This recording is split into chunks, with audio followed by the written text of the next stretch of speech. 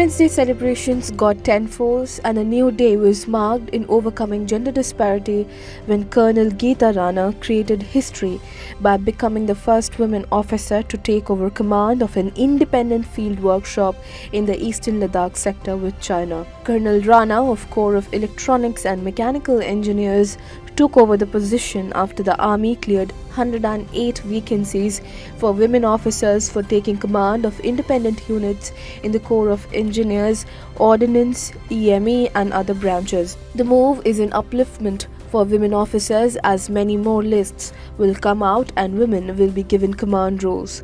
Also, promotions to higher ranks will be given to women officers. Notably, Army has started deploying women soldiers in joint exercises with foreign countries and peacekeeping missions.